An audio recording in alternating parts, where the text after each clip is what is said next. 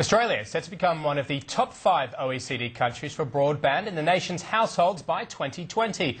That's according to the government's National Digital Strategy, launched at the CeBIT annual conference in Sydney last month. The announcement included a $24 million program to help get small and medium-sized businesses online over the next 3 years. But what does it mean for investors looking at the digital sector for investment opportunities?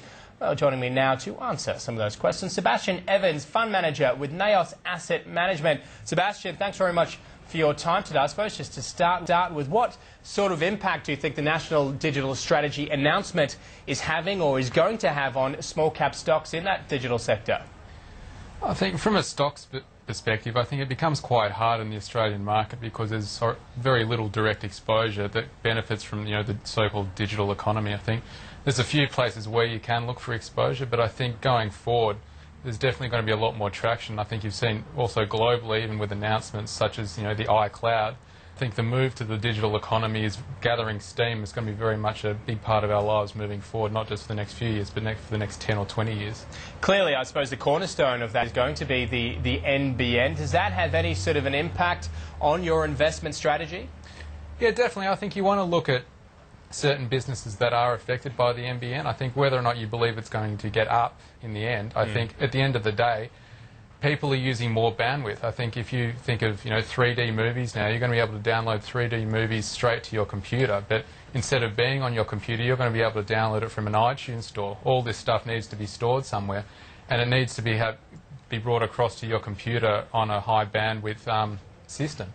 So I think you want to play it in certain places like data centres. I think there's a great way to play it through Macquarie Telecom or even NextDC, where these people are developing data centres that have the ability to manage the sort of size and the speed that's required for these large files for both corporations, for even certain personal circumstances that will benefit from the NBN. And I think you need to be able to sort of find direct exposures to the NBN and to the digital economy moving forward.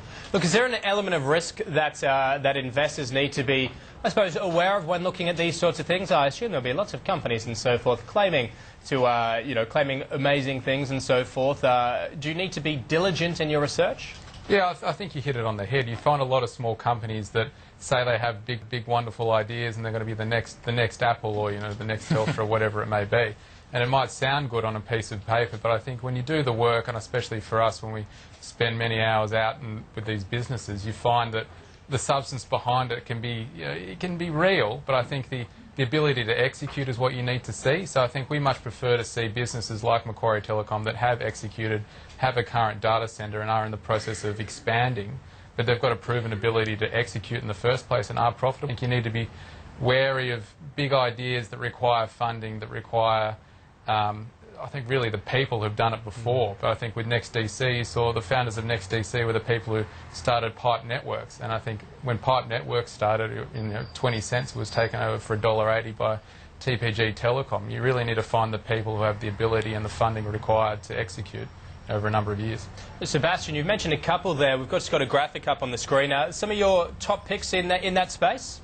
Yeah, look, as I said, Macquarie Telecom, it's really a data centre play, but as I said, a lot of these corporations like banks, all the big corporations you can think of, they're taking their IT services, instead of having their IT equipment in-house, in that back cupboard like most people have, they're outsourcing it to people like Macquarie Telecom who can handle these mission-critical systems. They'll guarantee that they won't go down 24 hours a day, 7 days a week. And you need these for things like ATMs, as you saw Westpac, one went down the other day with their data centre provider, but these are the type of applications where you need your data services to be mission critical and with the right people.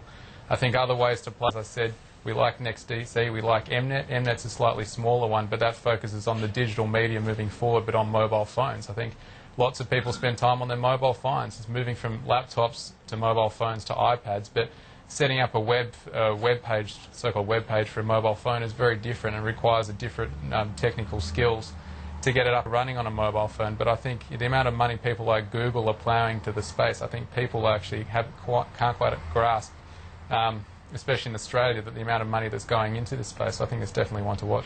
Look, we've seen obviously this initial rollout, if you like, of the NBN on the mainland. It has been in Tasmania. Obviously, Are there still, do you think, question marks hanging over it? And I suppose for people out there, is there any particular news flows that they should be looking out for when deciding, whether or not to start looking at investments in that space? Yeah, I think there's a huge amount of sort of overhangs, especially over the NBN. I think you've seen a lot of people, especially the larger corporations like Lendlease, who are looking to help build this huge network. But a lot of them have pulled out of the tender negotiations simply because the margins are too small and the risk involved. I mean, for a 3% margin on a fixed contract, and you take all the risk, I think if I was managing the $1 billion contract, I don't think I'd be sticking my hand up. And I think you've seen a lot of that come through with a lot of the mistakes that have been made or cost blowouts, especially on the airport link, into Brisbane. So I think a lot of people who be looking to take up this work need to be very wary, and they're clearly starting to push back against the NBN.